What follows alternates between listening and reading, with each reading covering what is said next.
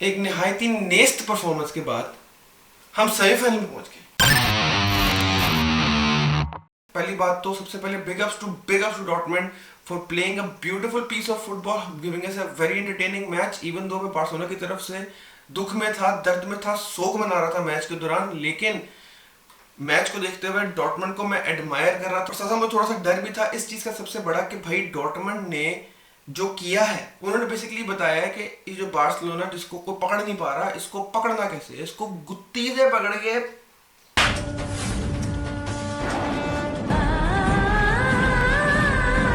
भाई मैं तो इस डिलेमा में हूँ कि क्या करें। 6 साल बाद सेमीफाइनल में पहुंचने को सेलिब्रेट करें या सूना इडिग्नी डुगनू पार्क पे जो सूता गया है हमें उसका शोक मनाएं। जो लोग कह रहे हैं कि बार्सिलोना की सेकंड टीम खेल रही थी, हम लोग वो नहीं कर रहे थे, बार्सिलोना ने कोई इतनी खास सेकंड टीम हमारी खेल नहीं रही थी। Lewandowski was there, Lamine Yamal was there, Raphinha was there, Pedri नहीं था, ओल्मो तो पहले भी नहीं था। अगर आप ये बोलो कि निको मार्टिनेज को रेस्ट करवा रहे थे तो सेकंड टीम खेल रही थी, नहीं। पाउ कुबारसी कंसिस्टेंटली बड़ी देर से आपकी फर्स्ट टीम में ही इंक्लूडेड होता है। सेकंड टीम के हवाले से बात की जाए तो सिर्फ और सिर्फ मेरे ख्याल से पेड्री ही चेंज था। क्या ही लमीन जमाल करे, क्या ही रफीनिया करे, क्या ही कोई भी करे, पेड्री नहीं होगा तो गर्क हो जाएंगे। मतलब पेड्री है तो पोजीशन है, पेड्री है तो बॉल आगे जा रही है, वरना ऐसा लग रहा है कि लाशें खड़ी हुई हैं 11 और समझ किसी को नहीं आ रही कि क्या हो रहा है। बेसिकली बारसा जो करती है अटैक में उसको एनेबल पेड्री ही करता है। तबीयत खराब हो रही थी मैच देख के कि मतलब यार ठीक है मैं मानता हूँ पेड्री नहीं है, लेकिन इसका मतलब ये तो नहीं है कि टांगे ही नहीं है बाकियों की। वो मेन बंदा सेंटर में नहीं है। बार्सिलोना ऐसे टूटी है जैसे मिट्टी की बनी है। डिफेंस को काउंटर अटैक कन्वर्ट करने में मदद करता है। वो प्लेयर भी हमारा इंजर हुआ था, वो आउट था, अलेहांद्रो बल्डे नहीं खेल रहा था। इसके साथ साथ हम बात करी जाए तो कैंप पोजीशन पे फर्मीन लोपेज उस तरह के रन इन बिहाइंड नहीं कर पा रहा था जिस तरह की मैं चाह रहा था, जिस तरह की हम उससे यूजुअली एक्सपेक्ट करते हैं। हमारी टीम सारी ही आउट ऑफ फॉर्म लग रही थी, सारे ही थके हुए लग रहे थे। रफीनिया एंड पे जब बॉल लेके भागा उससे रन तक नहीं हुई इतनी कि वो ऑलरेडी जिस प्लेयर से आगे है वो उससे आगे ही रहे, वो इतना थक गया हुआ था। खैर चांसेस क्रिएट ही नहीं हो पा रहे थे बार्सिलोना से, और जो हो भी रहे थे वो भी इतने नल्ले किस्म के पासेस की वजह से फ्लॉप हो रहे थे, गंदी रन्स, बैडली टाइम पासेस और काफी गलतियों की वजह से बार्सिलोना बहुत बिखरी हुई नजर आ रही थी। और इसमें सिर्फ ये बात नहीं है कि बार्सिलोना गंदा खेली, बार्सिलोना तो गंदा खेली ही, लेकिन डॉर्टमुंड आज बहुत अच्छा खेली। डॉर्टमुंड ने आज जो शो किया, जो उन्होंने टैक्टिक चलाया, it was very smart play, जो कि शायद अगर यही चीज वो फर्स्ट लेग में भी ट्राई कर लेता तो भी आज हम बैक पैक करके जा रहे होते सेमीफाइनल के ख्वाब को अल्लाह हाफिज करके उस बेड पे बैठे रो रहे होते। विंगर्स इतने फंसे हुए थे कि उनको समझ नहीं आ रही थी कि क्या करना है। लमीन जमाल अगर एक राइट बैक को काट रहा है तो उसके बिल्कुल पीछे ही सेंटर बैक खड़ा है और मिडफील्डर भी ड्रॉप करके पीछे आ चुका हुआ है, तो उसको राइट बैक को भी ड्रिबल करना है और फिर सेंटर बैक को भी ड्रिबल करना है। और फिर डॉर्टमुंड की तरफ से बहुत अच्छी टैक्टिकल प्लानिंग थी कि उन्होंने ये चीज प्लान की, एग्जीक्यूट करने की कोशिश की और सक्सेसफुली एग्जीक्यूट कर भी ली। बार्सिलोना ने चांसेस बनाए ही नहीं, फाइनल थर्ड में फाइनल पास ही नहीं दे पा रहे थे, उनकी टांगों में इतनी जान ही नहीं रह गई थी कि वो पास कर सके। मुझे खुशी है कि हम आज हारे इनके खिलाफ समवट, एक तरह से ठीक हुआ है कि आज हम हारे इनके साथ, डॉर्टमुंड के साथ, कि अब हांसी फ्लिक बैठ के जरा सोचेगा कि यार ये भी एक पॉसिबिलिटी है, ये भी एक प्ले स्टाइल है। डॉर्टमुंड के खिलाफ एक तरह से समझ लो हमें टेस्ट मिल गया कि यार इंटर मिलान के साथ कैसा मैच हो सकता है अगर हम इसी तरह खेले जैसा हम खेलते आ रहे हैं, जिसकी वजह से हम जीत भी रहे हैं लेकिन जैसा हम खेलते आ रहे हैं। 90 minutes at Santiago Bernabeu are very long. कहते थे कि मैड्रिड वालों को सिर्फ ये लगता है कि भागने से कमबैक हो जाता है। अगर एक टीम बुरा खेल रही है ना और वो बहुत अच्छे तरीके से बुरा खेलने लग जाएगी तो वो बुरा ही खेलेगी। बस उन्होंने अपनी इंटेंसिटी बढ़ा ली उस तरह खेलने की। अगर विनीशियस गंदे ड्रिबल स्लोली कर रहा था तो अब वो जल्दी जल्दी गंदे ड्रिबल्स कर रहा था, थ्रैश तो कर दिया।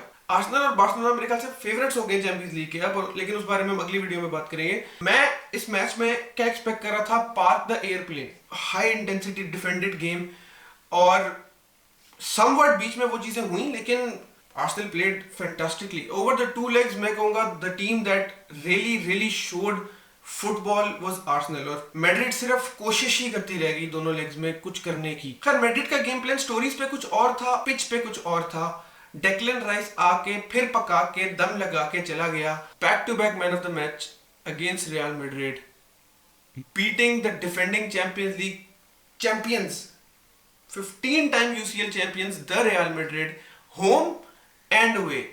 ये ना भूलो कि आर्सेनल ने आज अवे भी उनको हराया है, तो उन्होंने 2 मैच कंसेक्यूटिवली हारे हैं रियल मैड्रिड। उनके ट्रैक में इस season 2 back to back defeats हो गई हैं चैंपियंस लीग में, और वो बाहर भी हो गए। इसके साथ साथ मैड्रिड मेरी नजर में यहाँ तक सिर्फ ऑरा के थ्रू पहुंची है, ठीक है ना। ऑरा है तो ये है, नहीं तो ऑरा की बेसिस पे यहाँ तक तो आ गई, लेकिन जहां पर गेम थोड़ी सी हुई टफ, वहां पर रियल मैड्रिड नहीं चल सकी। नाम का जो इफेक्ट है, सिर्फ उस इफेक्ट की वजह से वो यहाँ तक पहुंचे हैं अभी तक। जो टीम्स के साथ उन्होंने मुकाबला किया, हराया एटलेटिको मैड्रिड को मेंटली, हालांकि वो सेकंड लेग में बर्नाब्यू में हारे थे, ये भी ना भूलो। कमबैक का वो एक नैरेटिव बनाने की कोशिश कर रहे थे, लेकिन मेरे ख्याल से सिर्फ इंटेंसिटी और वर्क रेट बढ़ाने से आप कमबैक नहीं कर सकते। अगर आपका कोई सिस्टम ही नहीं है, आप बस बहुत विगरसली फिर रहे हैं। मतलब बेलिंगम आपको बॉक्स टू बॉक्स भागता नजर आता था, लेकिन भाई तू भाग क्यों रहा है? तेरे दिमाग में कोई प्लान है, कोई तुम लोगों का सिस्टम है कि यार बेलिंगम बॉक्स टू बॉक्स जाएगा तो इस चीज को हमने यूटिलाइज कैसे करना है? वो बंदा सिर्फ भाग ही जा रहा है, उसको कोई सुकून की सांस दे दो भाई 1 मिनट के लिए प्लीज। डिफेंस और अटैक के बीच में बहुत स्पेस थी और मिडफील्ड मुझे बहुत खाली लग रही थी। तो जब डिफेंस से अटैक की तरफ पास जाता था तो वो इतना ज्यादा डिस्टेंस होता था कि वो आर्सेनल बीच में आकर रोक लेती। वो जो करना चाह रहे थे, वो चीज करने के लिए उनको टोनी क्रूज टाइप प्लेयर चाहिए, जो उनके पास नहीं था। तो मेरे ख्याल से उनको 2 पास पे क्या 3 पास पे आ जाना चाहिए था कि क्विक पासिंग करें, मिडफील्ड में अच्छे प्लेयर रखें जो बॉल रिसीव करके आगे पास करें। मैं पहले भी कह चुका हूं, उनको पोजीशन हैवी प्लेयर की बड़ी जरूरत है।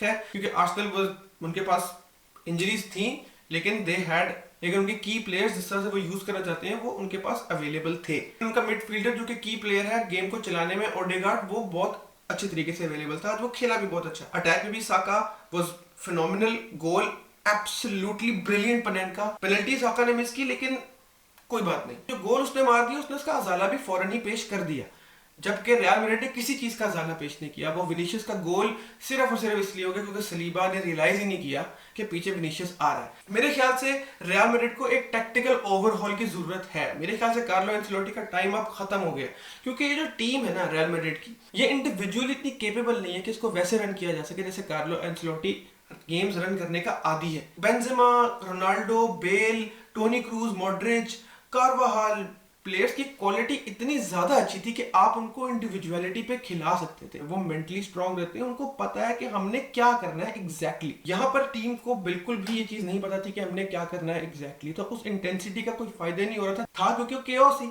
रियल मैड्रिड केओस को इंटेंसिफाई करके खेल रही थी और उसका कोई फायदा नहीं हो रहा था। Sir all in all international और बायर्न म्यूनिख का मैच मैंने खास देखा ही नहीं, तो उसके बारे में ज्यादा बात नहीं करूंगा। बस ये करूंगा कि इंटरनेशनल मिल गई है बार्सिलोना को सेमीफाइनल में, जिसका मुझे डर था। क्योंकि डॉर्टमुंड का मैच अगर आपने देखा हो तो आप रियलाइज करेंगे कि वो बिल्कुल उसी तरीके से समवट उनका टैक्टिक उस तरीके में बेस्ड था जिस तरह इंटर खेलती है। सेंटर बैक्स को आगे भेज के अटैकर्स को पीछे बुला के एक कंफ्यूजन क्रिएट कर देती है। मेरे ख्याल से inter is the only team जिसका जो टैक्टिक है ना वो एक्चुअली में हाई प्रेसिंग और हाई लाइन टाइप बार्सिलोना की गेम को तोड़ सकता है। लेकिन डॉर्टमुंड के खिलाफ जो गेम हमने खेली वो हमने देखा था 7 दिनों में चौथी गेम थी, तो वो एग्जॉस्शन भी एक चीज है। और जब इंटरनेशनल के खिलाफ खेलेंगे, 4 सेमीफाइनल्स जो हमारे सामने अब आ गए हैं वो है Arsenal versus PSG, Inter versus FC Barcelona. इन 2 मैचेस के बारे में हम बात करेंगे अगली वीडियो में, तो ठीक है, टेक केयर, ट्रेबल आ रहा है।